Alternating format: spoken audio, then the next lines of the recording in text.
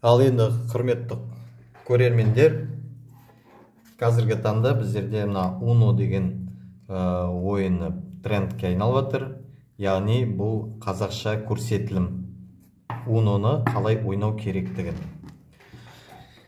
Яғни мына Uno'да осындай түрлі нелер цветтер болады, яғни 4 цвет болады: сары, қызыл, көк және жасыл цветтер болады.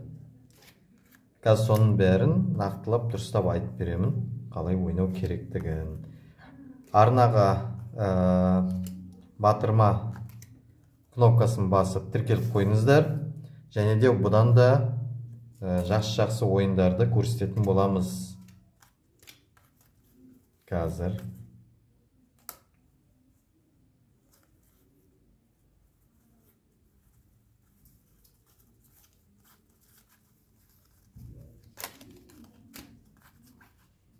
мінекей қараңыздар, түрлі цвет болады. Яғни бұл Uno картасында 108 карт болады. 108 карттың ішінде ең бірінші не мынадай цветтерді алатын болсақ, осы цветтерді. Бұл цветке ғана басылатын карттар. Қандай цвет жүреді, келесі адам осыны басу керек болады.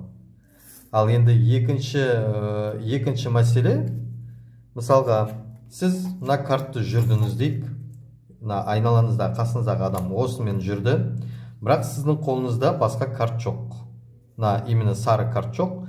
Сол кезде сіз цвет ауыстыра аласыз. Мына карт цвет ауыстыратын карт.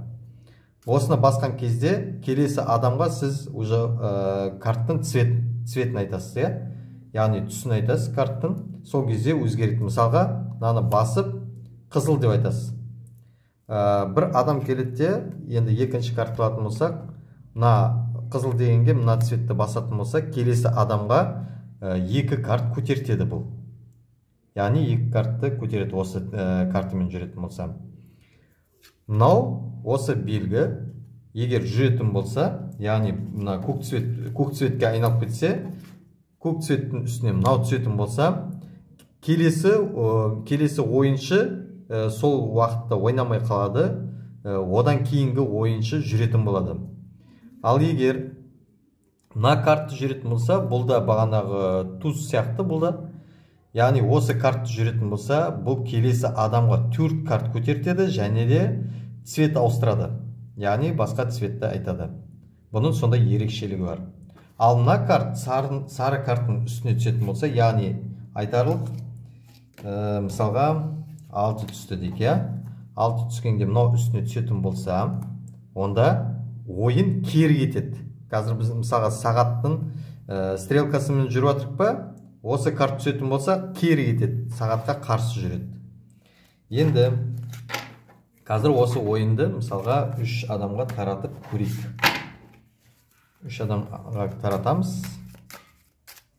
7 карттан таратылады, яғни. 3 карттан етіп таратып аламыз. Сосын 1 карттан.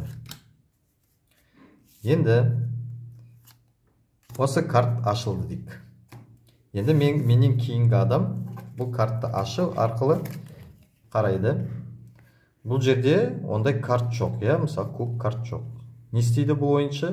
Бұл ойыншы алады да, өзінде не бар, қандай карт цветтер бар, соны мысалы басады, осы картты басады да, жасыл деп айтады.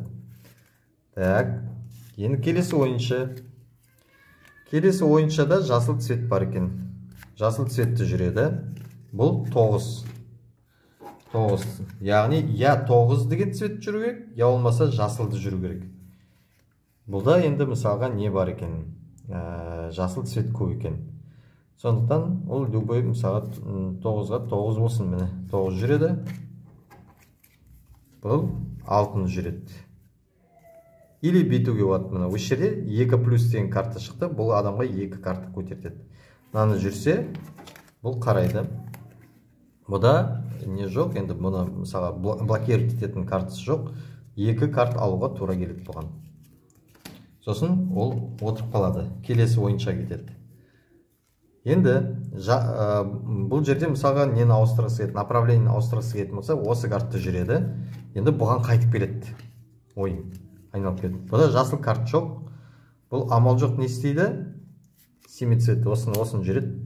Бұл жерде өзінде не бар? Мысалы, қызыл дейді да, қызыл картты, қызыл красный дейді цвет. Бұл жерде қызыл цвет бар екен. Бұл басып кете береді. Бұл жерде ойынның мақсаты карттан құтылу керек.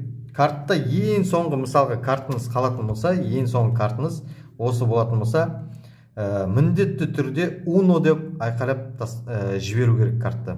Уно деп шығып кету керек бұл жерден.